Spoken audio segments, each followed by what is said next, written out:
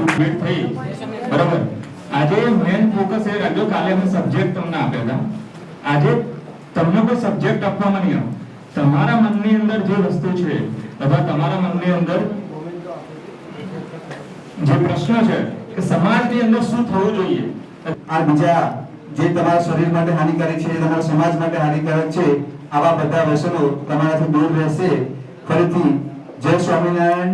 અને આપણે બધા બહાર નીકળતી વખતે આપણી જે ગેલેરીમાં વ્યસન મુક્તિનું પ્રદર્શન છે જોતા જઈશું. જમીને પાછા આપણે અહીંયા ભેગા થઈને જે યુવાનોને બોલવાની તક છે કે જે 2 દિવસમાં અમે દરેક વખતે દરેક પ્રોગ્રામમાં અમારા ફીડબેક અમે યુવાનો પાસેથી લઈએ છીએ કે એમને આગળ પછી તમારે જે પણ ટોપિક પર કોઈ પણ વિષય પર અહીંયા આવીને જે પણ વસ્તુ બોલવી હશે તમને 2 મિનિટ મળશે. જે સ્વામિનારાયણ મંદિરમાં કરેલા છે. અમારો કોઈ પણ એવો પ્રોગ્રામ નથી જ્યાં કોઈ સંતના પગલા ના થયા હોય. એટલે અમે આ બીપીએસ સંસ્થાના પણ ખૂબ ખૂબ આભારી છીએ. જ્યારે મેં કીધું કે વ્યસન મુક્તિ, પણ હું થોડો અલગ અભિપ્રાય આપું છું. દરેક માણસના જીવનમાં વ્યસન હોવું જોઈએ, પણ કેવું વ્યસન? જેમ કે અમને સમાજ સેવાનું વ્યસન છે, ઓલાભાઈને સંગીતનું વ્યસન છે, મિત્રતા એને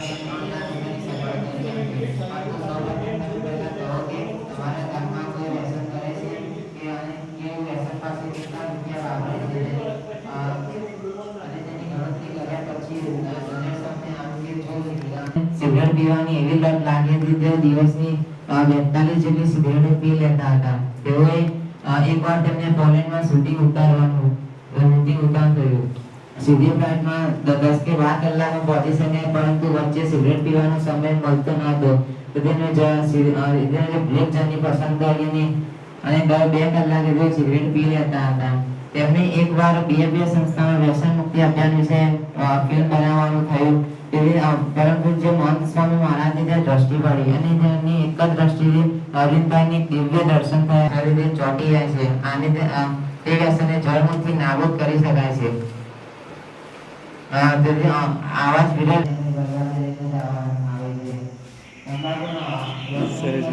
આ જોવા માટે છે.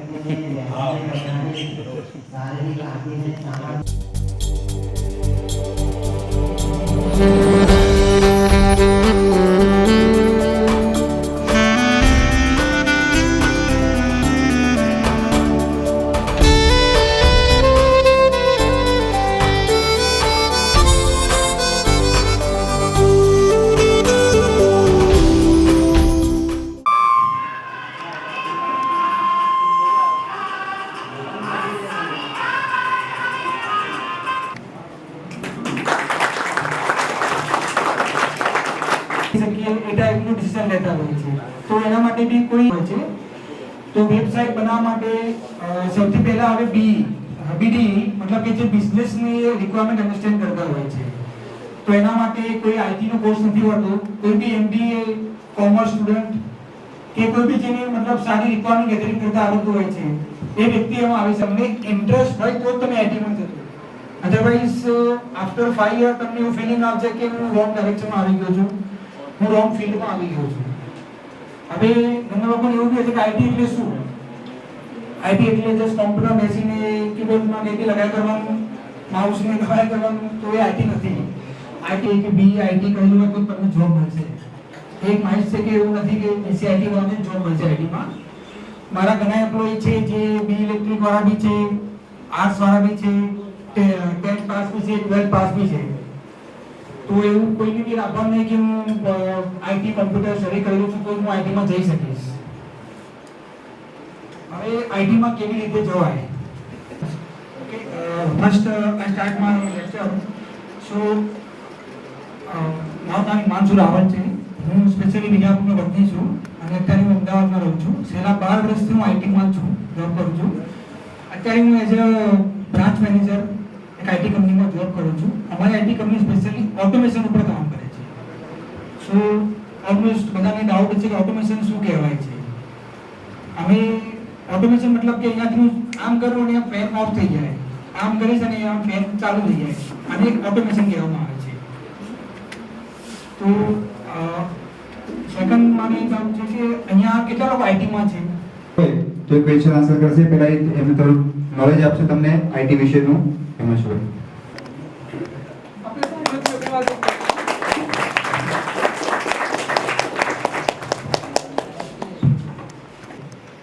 પણ તો બી ડિવાઇડેશન થયેલું છે મેડિકલ ભાષામાં કોઈ ટિશ્યુના પ્રમાણે, ઓર્ગનના નામ પ્રમાણે. જેમ કે હમણાં સરે કોરોના સરે કીધું, પહેલી ક્વેશ્ચન પૂછેલું CS સર્વિક્સ બેનોન કેન્સર છે, તો ઓર્ગન પ્રમાણે જોયું કે આ પર્ટિક્યુલર ઓર્ગનમાં છે, એમાં કયા સેલ છે, તો સેલ સ્ક્વિમસ સેલ કાર્સિનોમા છે કે એડનો કાર્સિનોમા છે, સેલ પ્રમાણે થઈ ગયું.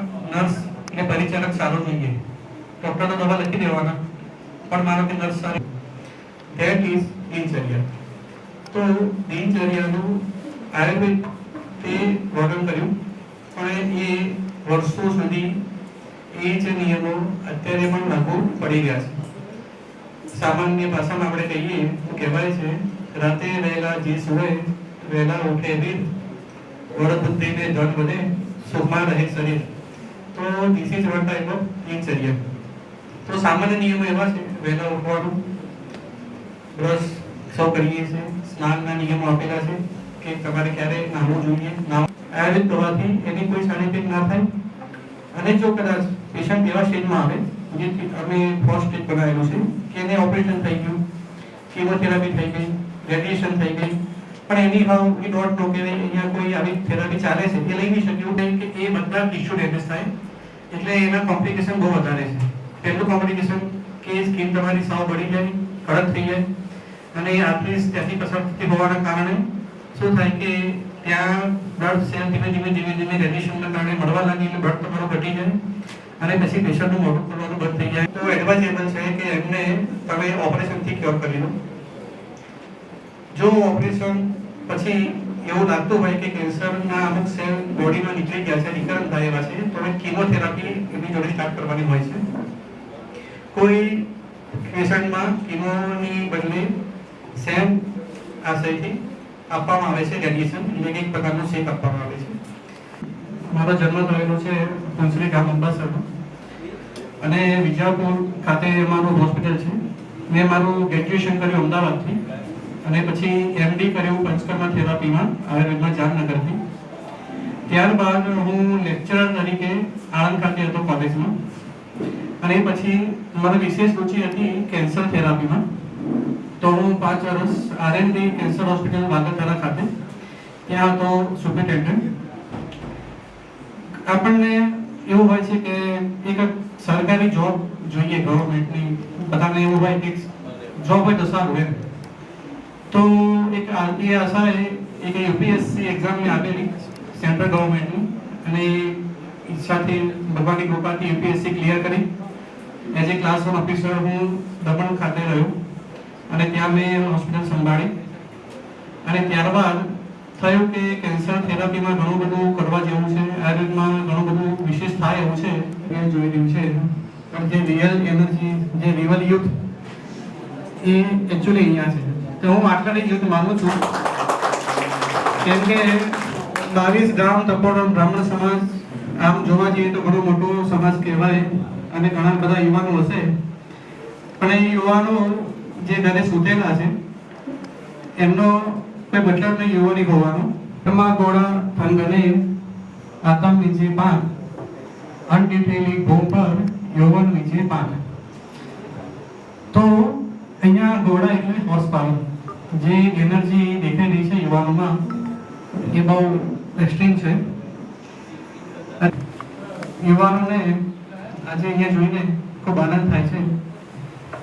એક પંક્તિ યાદ આવે છે ઝવેરચંદ મેઘાણીની. કોઈ કાર્યકર્તા એના પરિવારના મદદ વગર કાર્યકર્તા થઈ શકતો નથી, એટલે એમના દીકરી की कहानी इन्हें समझो ना तुम सिर्फ पानी मेरे अश्क कह रहे मेरी कहानी इन्हें समझो ना तुम सिर्फ पानी रो रो के आंसुओं के दाग भूल जाएंगे इनमें वफा के रंग आज मिल जाएंगे पास तुम रहोगी भूल अब न होगी करूँगा न तुम पे सितम दिल दे दिया है जान तुम्हें देंगे दगा नहीं करेंगे सनम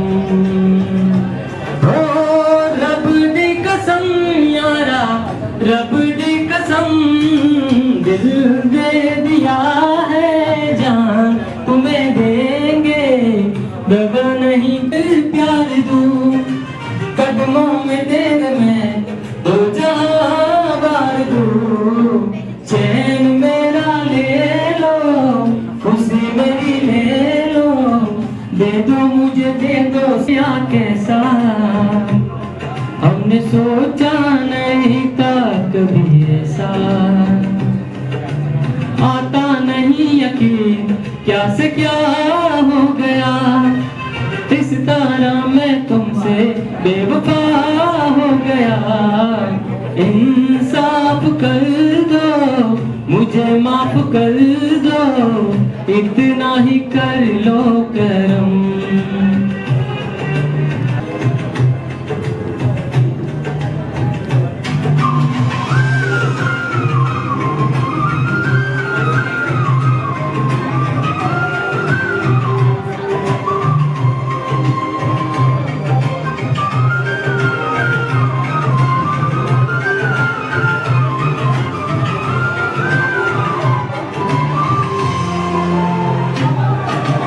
जिंदगी में मोह लिया कैसा, दगा नहीं करेंगे सनम।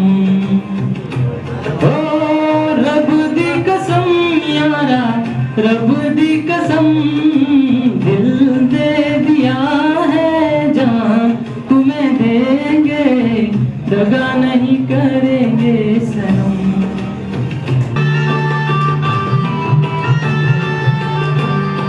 बड़ा शर्मीला दिल भर है, चला जाए न शर्मा कर।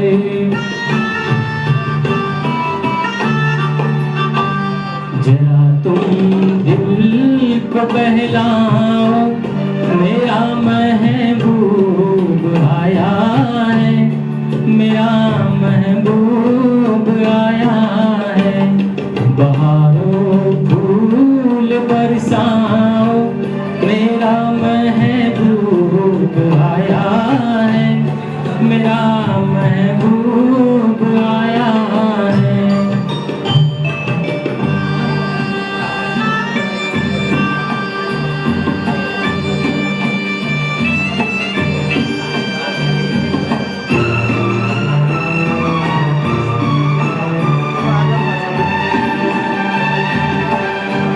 सजाई है जवा कलियों ने से जुल्फत की,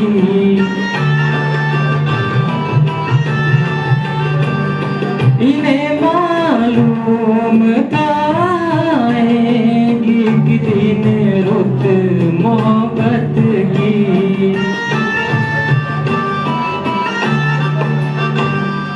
जाओ रंग बिखराओ, मेरा महबूब आया है, मेरा महबूब आया है। बहारों फूल बरसाओ, मेरा महबूब आया है, मेरा महबूब आया है। Thank you. मेरा महबूब आया है, मेरा महबूब आया है।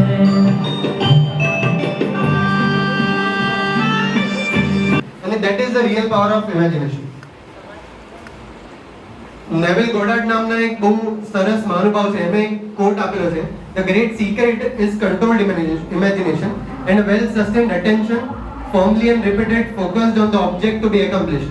એકદમ ફોકસ સાથે, કોન્સન્ટ્રેશન સાથે તમે જો કોઈ ડિફાઇન કરી શકો, અને હવે આ પબ્લિકલી પણ અવેલેબલ છે, તો યુઝ્યુઅલી કોઈ બી મોટા મોટા પ્લાન્સ બનતા હોય તો they first try to create this in virtual reality using their imagination, અને પછી એક વખત એનું એક સ્ટ્રક્ચર બની જાય પછી they create it in reality. તો આ એક VR હેડસેટ છે. અમે લોકો કોલેજમાં બી ઘણા બધા પ્રોજેક્ટ્સ એવા બનાવતા હોય છે જેના અંદર જે વસ્તુ આપણે રિયલમાં કરવામાં બહુ કોસ્ટ ઇન્ટેન્સિવ હોય કે લેબર ઇન્ટેન્સિવ હોય કે ઘણી બધી વસ્તુ સમજો બહુ હાર્મફુલ હોઈ શકે, or something which is extraordinary creative, એ તમે જે ઇમેજિન કર્યું એ જ તમે આ ટેસ્ટ બ્રશ એક ડિવાઇસ છે એના માધ્યમથી એને રિયાલિટીમાં કન્વર્ટ કરી. The power of imagination. So સૌથી પહેલા વોટ ઇઝ ઇમેજિનેશન? તો સિમ્પલ ભાષામાં અગર સમજવું હોય તો તમે જ્યારે બી whenever you close your eyes યા તો કે ઇન જનરલી તમારા દિમાગમાં ઘણા બધા થોટ્સ આવતા હોય, એ વિચારો છો ને એ રિયલમાં કરી શકશો. હવે તમે ઘણું બધું ઇમ્પ્રેક્ટિકલ પણ વિચારતા હશો, but still there is a possibility. Imagination ના બારેમાં વાંચ્યું છે કે સાંભળ્યું છે કે કોઈ મૂવી જોઈ છે, anything about imagination?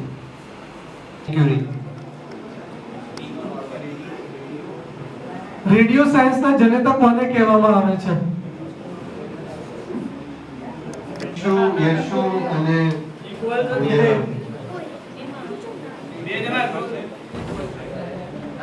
Who is the okay. Let's skip next. Sardar Sarovar dam કઈ નદીના કારણે બાંધવામાં આવ્યો છે? ઓપ્શન છે તાપી, નર્મદા, સાબરમતી અને શેત્રુંગ.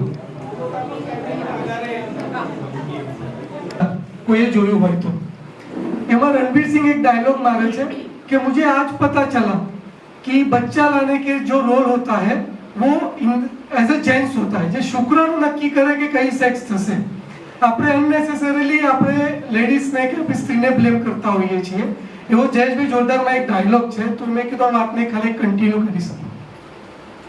હવે આપણે જે કાલે જે ગેમ રમી હતી ક્વિઝ વાળી પાછી વધારે એ રીતે અમે વિચારતા, પણ આ એક નવો અભિગમ અમને આજના સંસદમાંથી મળ્યો કે ના, આફ્ટર 60 એમને જે ઇન્કમ જે સોર્સ જોઈએ છે એના માટે બાળક જોતું હોય છે. એટલે આ એક ડિબેટની મોટી એ છે કે ડિબેટના કારણે આપણને બહુ બધી વસ્તુ જાણવા મળે છે. Thank you sir. બોલે કરે નામ બોલો. ઓકે. અને જો કદાચ હું બાબો નહીં આપી શકતો, બીજા લગ્ન કરી દેશે. ખ્યાલ સમાજની આવી પરિસ્થિતિ છે અત્યારે. હવે એ લોકોના ઊંઘે સમાજ એના સામે એને આપણે એક્સેપ્ટ ના કરીએ, પણ એ લોકો એક્સેપ્ટ કરતા હોય. હવે પેશન્ટ એવું કીધું કે ભાઈ અમાર મેડિકલ માં જે છે, જે મેડિકલ ઇન્ડસ્ટ્રીમાં જે અમુક ડોક્ટર્સ છે, પણ તે મેડિકલ ઇન્ડસ્ટ્રી તેના મારા છોકરાના પરિણામોને સેટ કરું, એના છોકરા માટે કરું, એ મારે નથી કરવું કોઈ. એ મારે ત્યારે ખવડાવવાનું એના ઘેર કોઈ હશે નહીં. તો એનો જો બાબો હશે તો કદાચ હું તો કોઈ ચલો બોલશે કે એની વહુ એમને આચર ખવડાવશો તો ખરી એટલીસ્ટ. એટલા માટે બાબો લાવવાનો.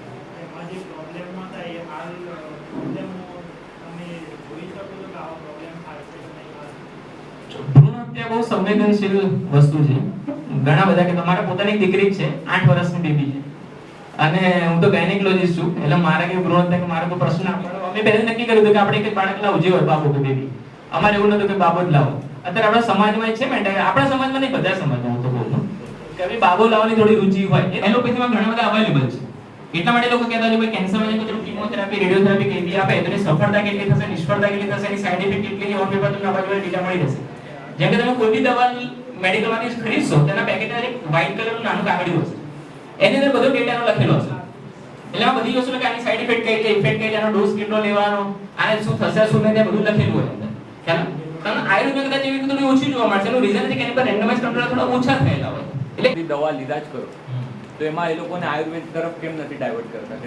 જો રેન્ડમાઇઝ કંટ્રોલ ટ્રાયલ્સ કદાચ તમે સાંભળ્યું હોય, રેન્ડમાઇઝ કંટ્રોલ ટ્રાયલ્સ એટલે શું છે કે મારે કોઈ દવા મારે માર્કેટમાં ઉતારવી છે, તો એના માટે હું 5000 માણસોનો સમૂહ તૈયાર કરીશ, એની અંદર એનું પરીક્ષણ કરીશ, એના રિઝલ્ટ છે ને હું ઘણા બધા મારા જે અંગત સગા છે એમાંથી સમજાવતો હોઉં છું. પહેલાના જમાનામાં કેવું હતું કે હાઇજેનિક પ્રશ્નો નતા ઉભા થતા, મતલબ જેમ કે કોઈ ફિમેલ હોય એના માટે આ પેડ નતા શોધાયા, એને બ્લીડિંગ થતું હોય, બ્લીડિંગ કંટ્રોલ કરવાની કોઈ દવા નથી શોધાઈ, ક્યારેક બ્લીડિંગ વધારે હોય શકે, ક્યારેક ઓછું બી હોઈ શકે માસિક દરમિયાન. તો એના માટે ફિમેલને આરામ કરવાનો જે આપણા ઋષિ મુનિઓએ જે નિયમો શોધ્યા હતા એનો પર્પસ બેઝિકલી શું હતો એ કોઈ સમજતું જ નથી સમાજ. ગાર્ડન ઉપર પ્રભાવ છે કે ભાઈ માસિક કાળ લડવાનું નહીં, તો ભાઈ તો થોડી આભડ છેટવા જતી રહી, તો ભાઈ અપવિત્ર થઈ ગઈ, એવું હોતું નથી. માસિક શું છે પહેલા તો એની ફિઝિયોલોજી સમજીએ આપણે કે ગર્ભાશયની થેલી કે જેમાં બાળક રહેવાનું છે, એ ગર્ભાશયની થેલીમાં દર મહિને ગર્ભાશયની અંદર ચામડી બનતી હોય છે. એ કેમ બને છે કે દર મહિને દરેક બહેનમાં ગર્ભ રાખવાની કોઈને કોઈ શક્યતા હોય, કારણ કે સ્ત્રી બીજ બને, એ સ્ત્રી બીજ ગર્ભાશયની ચામડી બનાવે, અને જો કદાચ એ બહેનના લગ્ન થઈ ગયા હોય તો એના હસબન્ડના શુક્રાણુ સાથે મળી જો ગર્ભ બનાવે તો ગર્ભને રોકવા માટે ચામડી તૈયાર થતી હોય છે. જે આપણો ખેતર છે, તો ખેતરમાં મારે પાક વાવવો છે, તો ખેતરમાં હું શું કરીશ, જમીન ખેડીશ, એને બિયારણ પૂરું પાડીશ, એ કરીશ તો જ એમાં પાક ઉગી શકશે ને. તો એ રીતે ગર્ભાશયની અંદર ગર્ભને ઉછેરવાની શક્તિ કેળવવા માટેની ચામડી વધતી હોય છે, એની અંદર લોહીની સર્ક્યુલેશન વધે છે, ચામડીની થિકનેસ વધે છે, એ વધે છે. કદાચ ચલો ગર્ભ ના રહ્યો, જેમ કે અનમેરિડ બેન હોય કે કોઈ બી વસ્તુ હોય કે ગર્ભ ના રહ્યો તો ચામડી ખરી જવી જોઈએ, કારણ કે ચામડી વધતી જાય તો બેનનો બ્લીડિંગ વધારે થશે, દર મહિને ચામડી ખરી જાય, જેને કહેવાય છે માસિક. સમજો? તો એ ફિઝિયોલોજીકલ વસ્તુ છે કે દરેક માણસે ચામડી હોય તો આપણી ચામડી દર 7-8 દિવસે ઉપરનું લેયર બદલી જાય, એપિડર્મિસ બદલાઈ જાય, એટલે માસિકને જે આવે છે એમાં ગર્ભની ચામડી રિપ્લેસ થતી હોય છે, એ જરૂરી હોય છે. હવે ઋષિ મુનિએ કેમ શોધ્યું હતું કે ભાઈ માસિક ધર્મ દરમિયાન ચલો બ્લીડિંગના કારણે પેશન્ટને આરામ મળી રહે, એના માટે કોઈ થોડું આઇસોલેશનમાં રાખી એટલે એનો ચલો બ્લડ વાળા હાથ થાય તો એ એને સાફ રહે, ઇન્ફેક્શન ના લાગે, આરામ મળી રહે, આ પરથી થોડું આઇસોલેશનની સલાહ આપી હતી. હવે એ શું થતું ગયું એના કારણે સમાજ એવું કહે કે માસિક દરમિયાન બહેનો અપવિત્ર થઈ, તમને સાઈડમાં રાખો. વાસ્તવમાં બહેનો અપવિત્ર થતી નથી. ખ્યાલ માસિક ધર્મનો કોઈ અપવિત્રતાની કોઈ સાઇન નથી. હવે તો સેનિટરી પેડ્સ આવી ગયા. અમારી જોડે જે ગાયનેકમાં જે ફિમેલ્સ ભણતી હતી અમારી જોડે, એમનો માસિક હોય, અમે તો મંદિરમાં બી જતા હતા, અમારી જોડે જે ગાયનેકમાં ભણતી બહેનો હોય, અમે ઘણીવાર કોઈ બેન પૂછે કે જેમ કે રિયલ એસ્ટેટ, પહેલું કીધું કે રિયલ એસ્ટેટ, કે ભાઈ બિલ્ડર્સ આપણને જગ્યામાં તો ડોક્ટર સાંભળે ને એટલે એમ લાગે ડોક્ટર તો બહુ પૈસા છે એટલે જગ્યામાં તો આપણને ભાવમાં ગાંઠતા જ નથી ત્યારે કે ભાઈ જગ્યા નાની હોય ને કે 2 કરોડ 3 કરોડ રૂપિયા જેવું એવું ઇન્વેસ્ટમેન્ટ થાય, એના પછી સેટઅપ એનું થાય, મેન પાવર એમાં લાવવો પડે. હવે બધું સોનોગ્રાફી મશીન, જેમ કે સોનોગ્રાફી મશીન તમે અમદાવાદમાં ખરીદો તો એ બી 50 લાખનું છે અને ગોઝેરા ખાતે ગયો તો 50 લાખ જ હોય, પણ અમદાવાદના સોનોગ્રાફીનો ચાર્જ 1500 રૂપિયા, ગોઝેરા ખાતે 200 રૂપિયા મને પડે. એટલે અલ્ટિમેટલી મારા 50 લાખના ઇન્વેસ્ટમેન્ટ સામે મારું જે રેવન્યુ જનરેટ કરવી ઓછી થવાની છે, સમજ્યા? પણ મારે 50 લાખનું સાહસ કરવું પડે. એવું લોકો ના કે ના ગોઝેરા ખાતે 200 રૂપિયા લેશો તો તમને મશીન 50 થી 25 લાખમાં એવું નહીં કે લોકો, અને અમદાવાદમાં બી જે કોસ્ટ છે જ પડવાની છે. એટલે આ ચેલેન્જીસ છે કે ઇન્વેસ્ટમેન્ટ આપણું સરખું જ રહેવાનું છે. આ લગભગ 13 વર્ષથી હું પ્રેક્ટિસ કરું છું, એટલે ઘણા બધા ભાઈઓ હશે કે જેમની બી ચલો એવી હશે ઈચ્છા કે આપણે બાર સાયન્સમાં બી ગ્રુપ લઈએ, મેડિકલ ફિલ્ડમાં જઈએ, આગળ વધીએ, તો એમને કઈ બી સવાલ કે એવું હોય તો એના વિશે આપણે શક્ય એટલું ગાઈડલાઈન આપી શકીએ. બરાબર, કોઈને સવાલ હોય તો પૂછી શકો. આમાંથી કેટલા છે કે જે બાર સાયન્સમાં બી ગ્રુપ લીધેલું છે અત્યારે ભણી રહ્યા છે, એવું કોઈ છે? નથી. બાર સાયન્સમાં કોઈ બી મતલબ બી ગ્રુપ કોઈ નથી લીધું આમાંથી? બી ગ્રુપ તમે લીધેલું છે, ઓકે. એટલે બાર સાયન્સમાં છો તો 11 સાયન્સમાં બસ એક્ઝામ આપી દીધી, પૂરી કરી, હજી 11 સાયન્સ કમ્પ્લીટ કરી, ઓકે ઓકે. એટલે મેડિકલમાં જવાની ઈચ્છા છે આપણે પૂરેપૂરી. કેટલી મહેનત કેટલી કરો, દિવસમાં કેટલા કલાક રીડિંગ કરો?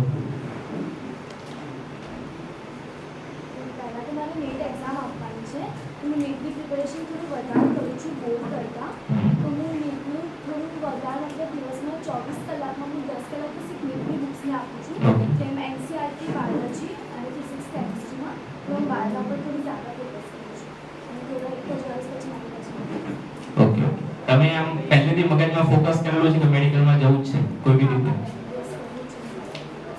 ગુડ.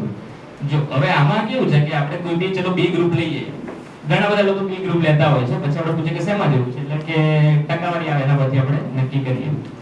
પણ એવું નહીં કરવાનું, તમારે ફોકસ કરવાનું કે ભાઈ મારે આમાં જવું જ છે અને કોઈ બી સંજોગોમાં આમાં જવું છે. એ જો તમે કર્યું અને ડેડિકેશનથી તમે એમાં કામ કરશો તો સફળતા 110% તમને મળશે. જે કે હું જ્યારે બાર સાયન્સમાં ગયો એટલે ઘણા બધા મને એવું કહેતા કે ભાઈ બાર સાયન્સમાં 90% ઉપર લાવ તો જ કદાચ મેડિકલમાં એડમિશન. અમારી વખતે એવું કે 90% ઉપર આવે, નીટ એક્ઝામ અમારી વખતે નથી. અમારી વખતે એવું કે 90% ઉપર જો તમને કદાચ આવે તો એમબીબીએસ માં એડમિશન. અમારી વખતે ખાલી 1275 એમબીબીએસ ની સીટ હતી. અત્યારે તો સમથિંગ 5000 પ્લસ સીટ છે ખાલી ગુજરાતમાં જ. પણ એ વખતે ખાલી 1275 સીટ હતી, એમાં આપણે ઓપન કેટેગરી માટે તો ખાલી 50% જ હોય. એટલે જો 600 ની અંદર ના હોય તો મને એડમિશન ના મળે, એ ટાઈપનું હતું. તો આપણે પહેલાથી ફોકસ કર્યું કે ભાઈ બાર સાયન્સમાં જે દિવસથી મારું બાર સાયન્સનું ચાલુ થયું ત્યારનું ડેલી હું 12 થી 14 કલાકનું રીડિંગ કરતો હતો ડેલી.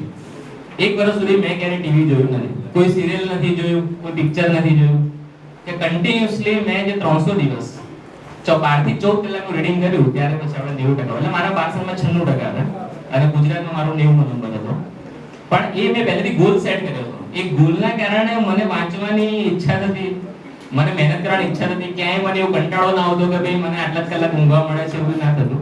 પણ એ ગોલ સેટ કર્યો હોવો તો એ તમને હિંમત આપશે અને તમને એક માર્ગદર્શન આપતું રહેશે કે તમે આગળ કરો. તમે એ રીતે સેટ કરેલો છે ગોલ કે ભાઈ એમાં જવું જ છે ને આટલા કલાક વાંચવાનું જ છે એવું. હા, કોઈ બી ફિલ્ડમાં, જો મેડિકલ ફિલ્ડ નહીં, તમે કોઈ બી ફિલ્ડ પસંદ કરો. જેમ કે ચલો અત્યારે મારો ભાણિયો જે રજત છે તલાટીની એક્ઝામ આપી રહ્યો છે, ઘણા બધા છોકરાઓ અત્યારે જીપીએસસી ની બધાની એક્ઝામ આપતા હશે. પણ તમે ગોલ સેટ કરો કે ભાઈ મારે આ વસ્તુમાં જવું જ છે, તો એ તમને અંદરથી સ્ટિમ્યુલેશન આપશે. જેમ કે હું રાતે 2 વાગે વાંચતો તો આખું બધા ઊંઘી ગયા હોય, તો મને એમ થાય કે આ બધા તો ઊંઘી રહ્યા છે, મને બી ઊંઘવાની ઈચ્છા થાય છે, મારી બી આંખો ઘેરાતી હોય. હું પોતે રાતે 2 વાગે પાણી લઈને બેસો, પાણીથી આંખમાં છાલક મારતો અને હું રાતે વાંચતો. હું રાતે 4 વાગે ઊંઘતો, હું 4 થી 6 જ ખાલી ઊંઘતો એક્ઝામના દિવસોમાં. તો એ તમને કેવું છે કે પાણી હું લઈને બેસતો ને એ વખતે પાણીમાં છાલક મારીને વાંચું ને તે થોડી અઘરી વસ્તુ છે. પણ એ કરવું પડે ક્યારે. જો તમારે સફળતા હાસિલ કરવી હોય તો દરેક વસ્તુ કઈ ઈઝી નથી જીવનમાં, બધું અઘરું જ છે. જે લોકો ના ભણે માટે બી અઘરું છે, ભણે લોકો માટે બી અઘરું છે. એવું નથી કે MBBS થઈ ગયા, ગાયનેકોલોજિસ્ટ બની ગયો તો બી મારા માટે એવું નતું ઈઝી હતું. પ્રાઇવેટ પ્રેક્ટિસ સસ્ટેન કરવી, મેન્ટેન કરવી, એમાં સફળતા મેળવવી, એ બધું બી થોડું અઘરું તો છે જીવનમાં. એ ધીમે ધીમે બધું થતું હોય છે સ્ટેપ બાય. પણ મેં કીધું કે એ પ્રમાણે તમે ગોલ પહેલા તો સેટ કરશો અને એ ગોલ તમને ડાયરેક્શન આપશે તો તમે આગળ વધી શકશો. ક્યાંય હિંમત હારવાની નહીં. ક્યારેક એવું બની શકે કે તમે ચલો મહેનત બહુ જ કરી, કોઈ એક્ઝામમાં તમે ફેલ થયા તો બી નાસીપાસ થવાની જરાય જરૂર નથી. એ તમે કોઈ બીજો રસ્તો શોધો, ભગવાને કદાચ તમારા માટે કોઈ બીજો રસ્તો નથી કર્યો, એવું બની શકે ક્યારેક. એવું થઈ શકે. જેમ કે PG માં મારે જનરલ સર્જરીમાં એડમિશન લેવું હતું પણ મને ગાયનેકમાં મળ્યું, પણ છતાં આપણે ગાયનેકમાં હું એ રીતે સક્સેસફુલ જ છું ત્યારે. પણ ટૂંકમાં તમે કોઈ બી બીજી ડાયરેક્શન તમને મળે તો હોય નાસીપાસ થઈ જવાનું કે મને આ વસ્તુ ના મળી. એ ભગવાને તમારા માટે કંઈક બીજો રસ્તો કદાચ નક્કી કર્યો હોય શકે. ઓકે, બીજો કોઈ પ્રશ્ન મેડિકલ ક્ષેત્રે કોઈને હોય તો?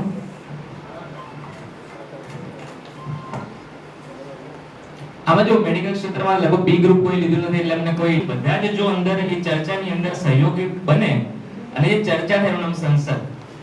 એવું નહીં કે હું ખાલી તમને કંઈક પ્રવચન આપીને જતો રહું, કંઈક સારું સારું બોલીને જતો રહું કે સફળતા આ રીતે મળે, સફળતા આ રીતે મળે, આમ થાય તેમ થાય, એ બધી વાતો નહીં. પણ લોકોની ચર્ચાથી જે નિષ્કર્ષ મળે અને નિષ્કર્ષ લઈને લોકો ઘેર જાય અને એનાથી તમારા જીવનમાં કંઈક ઉપયોગી વસ્તુ તમે કંઈક કરી શકો, એનું નામ સંસદ. એટલે એક તો પહેલા તો સંસદ આયોજિત કરવા બધા સંદીપભાઈ લોકો દિલથી આભાર માનું છું અને રુદ્રાક્ષ પરિવારનો, સમગ્ર રુદ્રાક્ષ પરિવારનો બહુ સરસ આયોજન કર્યું છે. હું પોતે મેડિકલ ફિલ્ડમાં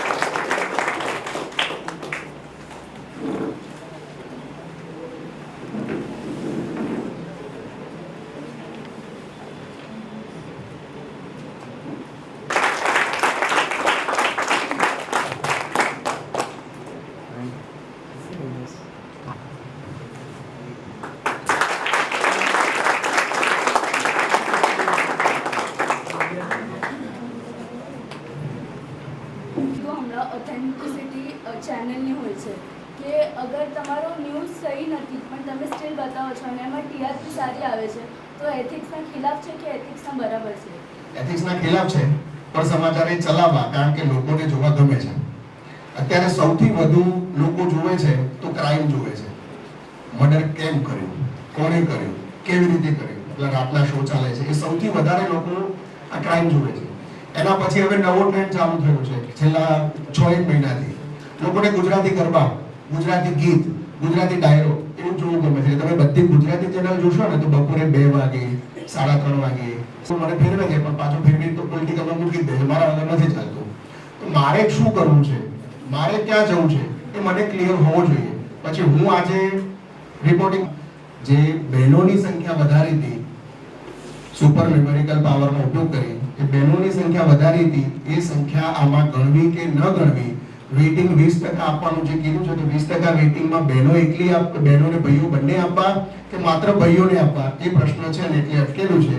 નિયમ પ્રમાણે વેટિંગ નથી મળતું, પરંતુ તમારા લોકોના આંદોલનના કારણે વેટિંગ આપવાની જાહેરાત કરી છે. અઠવાડિયાથી 10 દિવસમાં વેટિંગનું લિસ્ટ લગભગ આવી જશે. બોર્ડર સુધી મેં કવરેજ કર્યું છે પણ મને ખબર હોવી જોઈએ કે મારે ત્યાં શું બતાવવાનું છે અને શું નથી બતાવવાનું. સર્જિકલ સ્ટ્રાઇક વખતે આપણા ભુજમાં આર્મીની એટલી તૈયારી હતી કે ઓર્ડર થાય તો વિધિ ન હોય અમે એટ અ ટાઈમ ત્યાંથી લાઈવ નથી બતાવી શકતા. હાફ અવર અથવા તો એનાથી વધારે ડીલે જ બતાવીએ છીએ. ભલે તમને ટીવી પર ત્યાં લાઈવ દેખાતું હોય પણ એ ત્યાંના વિડીયો અડધો કલાક, પોણો કલાક, 20 મિનિટ એ ડીલે જ હોય છે. એટ અ ટાઈમ બતાવવાની કોઈને પરમિશન નથી. જો બતાવે તો તાત્કાલિક કેન્દ્ર સરકારનું ઇન્ફોર્મેશન એન્ડ બ્રોડકાસ્ટ મિનિસ્ટ્રી છે એ એક્શન લે છે, ચેનલને નોટિસ મળે છે, કન્સર્ન ડિપાર્ટમેન્ટે એનો જવાબ પણ આપો અથવા તો હવે અમિતભાઈમાં પણ એવું કરે છે ઘણી વખત. તો ફિક્સ હોય છે પણ ફિક્સ એટલે એવું નહીં કે મારે આવું જ પૂછવાનું કે તમે આવું કેમ કર્યું એવું. એનું ફોર્મેટ જનરલી આ પ્રકારના પ્રશ્નો આવશે એવું ફિક્સ હોય. આજ પૂછવું એવું નથી હોતું. એક એડવાન્સમાં માંગે અમારી પાસે પણ માત્ર CM અને PM માં જ હોય છે, બાકી બધી જગ્યાએ એવું નથી હોતું. પણ એવું પણ નથી હોતું કે ગમે તે પ્રશ્ન પૂછી દેવાય. હું તમારું ઇન્ટરવ્યુ કરતો હોઉં તો હું તમને એવું ના પૂછી શકું કે ગુજરાતના સરકાર આવું કેમ કરે છે એવું. મારે તમને પૂછવાનું છે તો મારે તમારા રિલેટેડ પ્રશ્ન પૂછવું પડે, તમારા સ્ટડી રિલેટેડ પૂછવું પડે. તો એ ક્વેશ્ચન મોટે ભાગે રિપોર્ટરના માઇન્ડમાં સેટ હોવું જોઈએ કે હું જે ઇન્ટરવ્યુ કરવા જાઉં છું તો મારે એને કયા પ્રશ્નો પૂછવાના છે. મને અત્યારે કોઈ કહી દે કે તમારે જયંતિ કાકાનું ઇન્ટરવ્યુ કરવાનું છે, તો મને ખબર હોય છે કે જયંતિ કાકા બીમાર પડ્યા હતા, એમને નર્સની સારવાર કરી, હવે જયંતિ કાકા શું કરે છે, અત્યાર સુધી કેટલા છોકરા અહીંથી ભણીને બહાર નીકળ્યા, એ છોકરા શું કરે છે, તો મારે જયંતિ કાકાને એ જ પૂછાય. પછી મારે એવું ના પૂછાય કે તમે કોલેજમાં કેમ આટલા છોકરા ભણાવો છો, એવું મારાથી ના પૂછાય. સર, કોઈ રિપોર્ટર એના જે એનું કામ હોય છે બરાબર, એના કામમાં કોઈ ભંગ કરતો હોય એટલે રૂલ તોડતો હોય, બ્રેક કરતો હોય, તો એની પર એક્શન કોણ લેશે અને એ સાચો જે ખોટો છે એ કોણ સાબિત કરશે? બરાબર વચ્ચે મારી ગાડી ગઈ, પછી આ આજુબાજુ જોઈ તો ખબર પડી કે સાલું આપણે ક્યાં છીએ ખબર નથી. ડ્રાઈવરને કીધું માર તું તાર ગાડી રિવેસ, તો ગાડી 2-1.5 વાગે પાછી કરી, પછી બીજી ફાયરની ગાડી આવી અને એની પાછળ જવા દીધી. ત્યારથી આજે જીવીએ છે, નહીં તો ખબર નહીં ત્યાં હોત પાણીમાં તણાઈ અને સરકાર તોડવાવાળી વાત ચાલતી હતી. અથવા તો કેવી રીતે આ સમાચાર મળે છે, તમે બેઠા છો લગભગ 30 થી 40 લોકો બેઠા છો, તો 30 થી 40 લોકો તમે મારા સોર્સ છો. ઘણા બધા મને ઓળખતા હશે, ઘણા બધા પાસે મારો નંબર પણ હશે, નહીં હોય તો આવી જશે. તો શું થશે, ક્યાંક જતા હશે ને તો રસ્તામાં કંઈક દેખાશે એવું, તો તરત ફોન આવશે, મેસેજ કરશે, અમારા ગામમાં આવું થયું છે, રોડ ઉપર એક્સિડન્ટ થયું છે. અથવા તો જતા હોય ને કોઈકની ગાડી દેખાય, જયંતિ કાકાની ગાડી છે, મને ખબર છે જયંતિ કાકાનો આ જ નંબર છે, ડાયરેક્ટલી જે ગેસ્ટ આવે એમની સાથે વાર્તાલાપ કરવાનો પણ મોકો મળે અને ટીવી પર પણ આવી શકે. તો એ કેવી રીતે એનું સિલેક્શન થાય છે, કેવી રીતે એના અંદર જઈ શકે, પછી લાઈવ ડિબેટ થાય.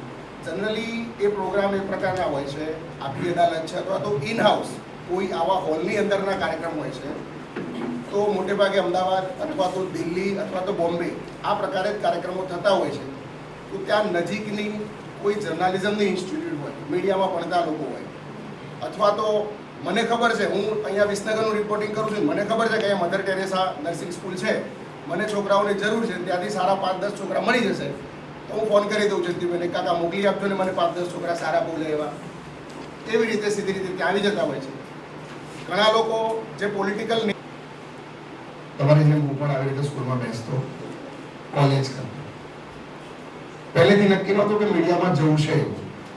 એક દિવસ બેઠા હતા, ચર્ચા કરી, પછી ખબર પડી કે સર ટીવી પર આવીએ તો કેવું લાગે. તમારી સામે ઊભું છું, એ વ્યક્તિ ટીવી પર પણ આવું છું.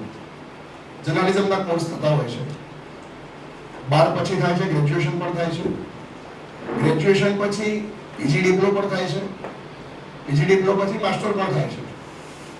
મોટે ભાગે બધા 12મા વાળા છે કે 12 થી ગ્રેજ્યુએટ સુધી. ઓકે, મારું બોલવાનું ઓછું છે કે પહેલું જ કહી દીધું છે, તમારા મનમાં કોઈ પણ પ્રશ્ન હોય મીડિયા રિલેટેડ, જર્નાલિઝમ રિલેટેડ, જર્નાલિઝમની મીડિયા એટલે માત્ર ટીવીમાં દેખાવું એવું નથી.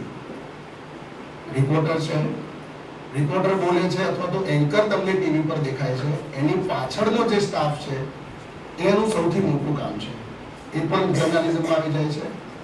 એડવર્ટાઇઝમેન્ટ, રોડ ઉપર જતા જે બોર્ડ મારેલા હોય છે, બહાર મધર ટેરેસાનું જે બોર્ડ છે અથવા તો સંસ્થાનું બોર્ડ છે, એ બોર્ડમાં પણ સારી ક્રિએટિવિટી શું કરી શકાય એના લાખો રૂપિયાનો પગાર છોકરાઓ લે છે અને એ પણ મીડિયામાં જ આવે છે. જે ગેમ રમો છો, મલ્ટીમીડિયા, એ પણ એક અલગ મીડિયાનું માધ્યમ છે. વોટ્સએપ વાપરો છો, સોશિયલ મીડિયા વાપરો છો, ટ્વિટર વાપરો છો, એ ટ્વિટર ઉપર ટ્વીટ કરવાના, વોટ્સએપ પર મેસેજ કરવાના, એના પણ લાખો રૂપિયા મારી જ સાથે ભણેલા છોકરા લે છે અને પૈસા કમાય છે. હવે બોલવાનું તમારું. દરેક વસ્તુનું સપનું હોય છે. આ સપનું પણ અમે ઘણા વર્ષો પહેલા જોયું હતું કે શિક્ષણ કેવી રીતના સારી રીતે બાળકોને ભણાવી શકે અને સારી શિક્ષા આપી શકે. મિત્રો, આપણો સમાજ એટલો બધો આગળ આવી ગયો છે કે આપણે કંઈ કોઈને એવું નથી કહેવું. બીજી બધી પ્રવૃત્તિઓ ઘણી કરે છે, શિક્ષણની પ્રવૃત્તિ આજ સુધી થઈ નથી. આ યુવાન છોકરાઓએ આજથી 10 વર્ષ પહેલા એક સપનું જોયું હતું, બોમ્બેમાં ત્યાં હું હતો, એ આજે એક બીજ, એક વટ વૃક્ષ બન્યું છે એવું મને દેખાય છે. બધાની મહેનત છે, બહુ સારું એવું કામ કરી રહ્યા છે. એક જે માહિતી આપી એ બહુ ઓછા લોકો જોડે હોય. બાળક ભણતું હોય, એના મા બાપને કદાચ આ વસ્તુની ખબર પણ ન હોય. તો આવા પ્રોગ્રામ કરવાનો હેતુ એ જ હોય છે કે એકબીજાના કોન્ટેક્ટમાં આવ્યા પછી આપણે કંઈક બીજાની સાથે સારું એવું શેર કરી શકીએ અને કંઈક નવા વિચાર લાવીને કંઈક નવું કરવાની ભાવના પણ કરી શકીએ. એક સમય હતો, હું તમને એક ઉદાહરણ આપું છું. 2002 ની સાલ હતી અને હું બીમાર હતો. 4.5 મહિના હોસ્પિટલમાં રહ્યા પછી ઘરવાળાઓ તો સેવા કરે જ, એમને થાય કે સારા થશે, એટલું કંઈક કમાશે ને આપણા ઘરે આવશે. એક નર્સને મારી એટલી બધી સેવા કરી હતી કે આજ સુધી હું એને ભૂલી શક્યો નથી.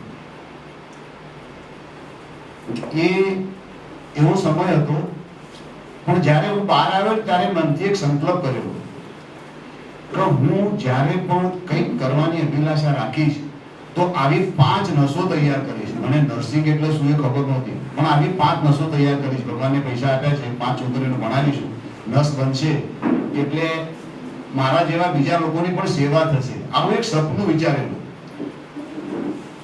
કહેવાનો આશય એટલો જ છે, એ સપનું સાકાર એવું થયું 5 નહીં, પણ હું દર વર્ષે 500 નસો તૈયાર કરું છું.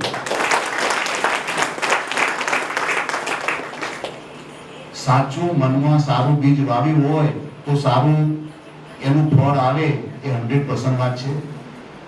સમાજમાં ઘણી સારી એવી પ્રવૃત્તિઓ થઈ રહી છે, પણ આ શિક્ષણ પ્રત્યેની પ્રવૃત્તિ બહુ કામની છે અને એના પર બહુ ધ્યાન આપવાની જરૂર છે. હવે વધારે ના કહેવાથી, તમારો સમય ના લેવાથી હું એક વસ્તુ કહું. આ પ્રાંગણમાં જે કોઈ માણસ આવ્યું છે, જે બાળકો આવ્યા છે, કોઈ વાલી આવ્યું હોય, કોઈ એમના શિક્ષણગણ આવ્યા હોય, એ આ સત્રમાં કોઈ પણ છોકરીની સાથે એની ખાલી સહી હશે તો એના 10,000 રૂપિયા હું ઓછા કરીશ. એની જે ફીમાંથી 10,000 રૂપિયાનું ડોનેશન આપીશ. બરાબર? Thank you. અને બીજી મેં જે ક્લાસ 2 ની છે અને 2 આપી છે ક્લાસ 1 2 ની છે. 300 માર્કની એક્ઝામના કટ ઓફ જે છે 90 માર્ક આવે છે. સમજી લો પેપર અઘરા નહીં હોય, પણ ટાઈમ મેનેજમેન્ટની આપણે સ્ટુડન્ટને બહુ તકલીફ પડતી હોય છે. કારણ કે પેપર ઇંગ્લિશ વાંચતા જ 1 મિનિટ થાય, સમજતા બીજી 1 મિનિટ થાય, એટલામાં તો કોઈ બહારનો સ્ટુડન્ટ આવીને બેઠો હોય એ તો 5-6 ઓબ્જેક્ટિવ ટીક કરી લીધા હોય. 300 માર્ક છે, 180 મિનિટ, 50 માંથી જે તમે ફાઇનલ માર્ક જોઈ રહ્યા છો ને એ કોઈ 1000 ઉપર હશે જ નહીં. તો મતલબ એક્ઝામિનેશન ને ટફ છે ભલે, પણ જ્યાં ઘણા બધા સ્ટુડન્ટ છે તમે જોઈ શકો છો કે 1000 ઉપર કોઈ મતલબ હાઈએસ્ટ 975 પહોંચે છે. તેવી રીતે તમે જુઓ ને તો પર્સન્ટેજમાં કાઢવા જોઈએ ને આપણે તો માંડ ખાલી 48% નીકળે છે. કે 48% આ ટોપર્સનું લિસ્ટ હતું. એવું નતું કે નીચેના લિસ્ટ સ્ટુડન્ટ લાયા છે. આ ટોપર્સના લિસ્ટની અંદર તમે જુઓ ને તો જો જે લોએસ્ટ સ્ટુડન્ટ હતું જેનું સિલેક્શન થયું હતું એને 30% માર્ક લાવ્યો હતો ખાલી, અને હાઈએસ્ટ હતું એને ખાલી 48% માર્ક લાવ્યા હતા. તો તમે 45 થી 50% ની વચ્ચે જો માર્ક લાવો છો તો તમે સિલેક્શન આરામથી થાય છે. આનું બધું ડિપેન્ડ કરતું હોય છે તમારી મેઇન્સ એક્ઝામિનેશન કેવી રીતની હોય છે. મેઇન્સ જે છે એ તમને સિલેક્શન કરાવે છે, અને એના પછી તમારે જોઈતી ગમતી સર્વિસ જોઈતી હોય તો ઇન્ટરવ્યુ પરફોર્મન્સ એમાં ડિપેન્ડ કરતું હોય છે. કારણ કે ભાઈ તમારે જોઈએ આઈએએસ ઓફિસર બનવા અને પછી આઈપીએસ મળી જાય, પછી ઘરે આવીને બહુ પાડે ભાઈ મને તો પોલીસમાં ગમતું જ નથી, હવે શું કરશું આપણે? એક્ઝામ કવર કરી શકતા હોય છે. અને જે બીજા 2 મેં કીધા 7માંથી બાકીના 2 પેપર ઓપ્શનલ પેપર હોય. ઓપ્શન એટલે આપણી મનથી તમે જે સબ્જેક્ટ ગમે છે એ લેવાતા હોય છે. આમાંથી ઘણા લોકોએ એસ્પિરન્ટ સિરીઝ જોઈ હશે ટીવીએફની. તો એની અંદર એક એપિસોડ હતો કે ઓપ્શન માટે બધા શું કરે, ટોપર્સે કયો લીધો છે, પછી લાસ્ટ યરના ટોપ જોઈ, પછી આપણે કેન્દ્ર શાસિત પ્રદેશોની પણ એક્ઝામ જે છે એ યુપીએસસી દ્વારા જ લેવામાં આવતી હોય છે. બાકી જે સ્ટેટ સર્વિસીસ હોય છે એ પોતાની સર્વિસીસ લેતી હોય છે, જેમ કે આપણે જીપીએસસી છે. પછી આ એક્ઝામ જે છે એ 3 સ્ટેજમાં લેવામાં આવતી હોય છે. સૌથી પહેલું સ્ટેજ જે છે એ પ્રિલિમિનરી સ્ટેજ આવે છે કે જેની અંદર પછી ત્યારબાદનું સ્ટેજ મેઇન્સ છે, અને લાસ્ટ ઇન્ટરવ્યુનું સ્ટેજ છે કે જેની અંદર આપણે પર્સનાલિટી ટેસ્ટ જોતા હોઈએ છીએ. હવે આપણને એવું ખબર હોય છે કે ઘણાને એવું થાય કે મને તો ગુજરાતી જ આવડે છે, ઇંગ્લિશ આવડતું નથી, અને પછી બહાર જઈશ તો મારે હિન્દીમાં બોલવું પડશે, અને સિલેક્શન થઈ ગયું, પછી અત્યારથી બધા સપના જોઈ નાખ્યું, પછી તો પ્રિલિમનું પેપર બી જોઈ ના હોય અને બુક બી જોઈ ના હોય. તો ઘણી વાર એવું થાય પહેલા આપણે જોઈએ કે લેંગ્વેજ છે એક બેરિયર છે. ખાલી તમે ગમે તે લેંગ્વેજમાં અપીયર થઈ શકો છો. યુપીએસસી પણ હવે ગુજરાતી લેંગ્વેજને પ્રાધાન્ય આપે છે કે તમે મેઇન્સ લખી શકો છો. ખાલી પ્રિલિમ્સનું પેપર જે છે એ ઇંગ્લિશમાં આવતું હોય છે અને હિન્દીમાં આવતું હોય છે. તો મેઇન વાત એ છે કે પ્રિલિમ્સ જે છે એ ઓબ્જેક્ટિવ ટેસ્ટ છે કે જેની અંદર બે રીતના પેપર આવતા હોય છે અને બે રીતના જે પેપર જે છે એ બંને મલ્ટિપલ ચોઇસ એક્ઝામિનેશન આવતી હોય છે કે જેમાં MCQ આવતા હોય છે. પહેલું પેપર જે હોય છે એ જનરલ સ્ટડીઝનું પેપર હોય છે.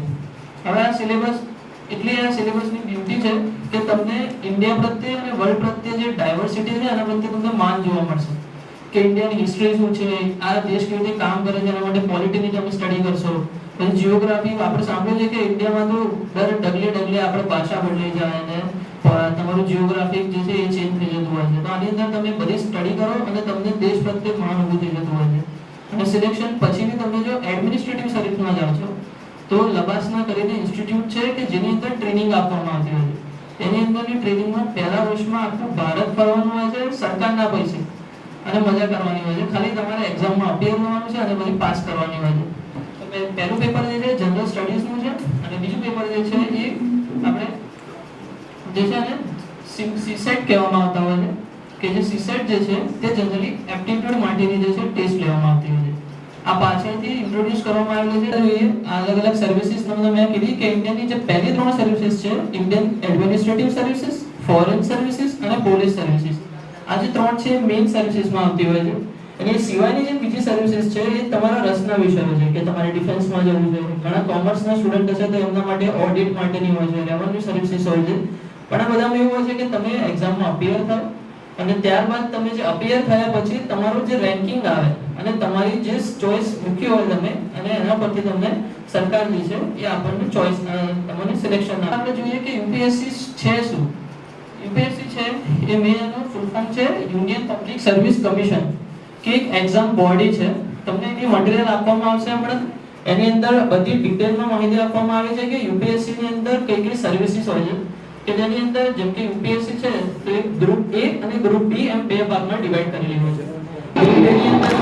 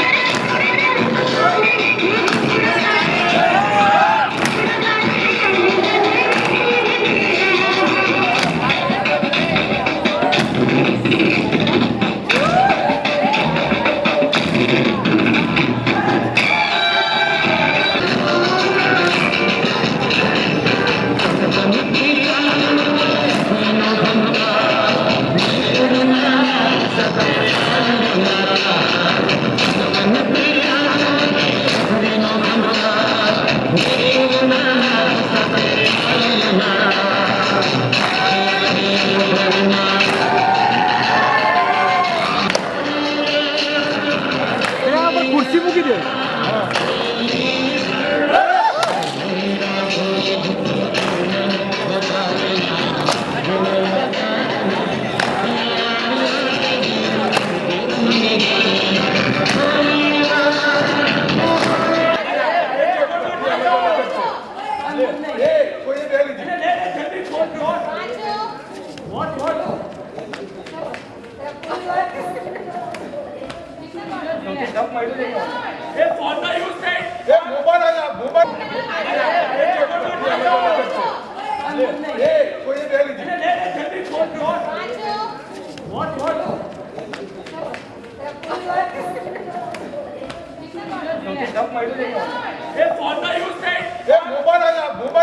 અહીંયા જ ઉભા રહો. પેલા ચિઠ્ઠી ખોલીને વાંચો એમાં શું લખ્યું છે. ચિઠ્ઠી ખોલીને વાંચો એમાં શું લખ્યું છે એ તમારો સવાલ છે. હા ફોટો નજીક આવો. નજીક આવી જાવ એનો રૂપિયા બતાવો ને જોડે. આદિત્ય નો with the count of 3. Okay. ચિઠ્ઠી લઈ લો, ઓપન ના કરતા. ચિઠ્ઠી લઈ લો, ઓપન ના કરતા. ચિઠ્ઠી લઈ લો, ઓપન ના કરતા. દરેક ક્લાસમાં ચિઠ્ઠી આવી ગઈ છે. 3 સ્ટાર્ટ.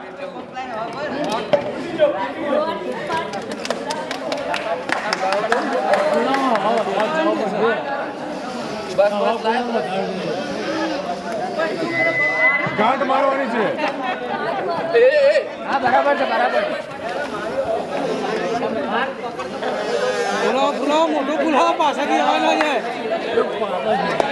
5 4 3 2 1 અપ. બોલાઈને આપો, ગાંઠ મારી નાખો. 30 સેકન્ડ છે એટલે જલ્દી કરજો.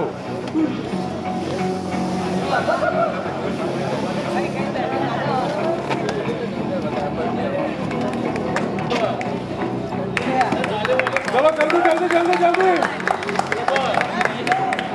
10 second to go. 10 second to go. Come on fast. રોટ મારવાની હો ભાઈ. Time up. વોટ મારવાની. ના ના, ખાલી ટૂંકા પકડવાના.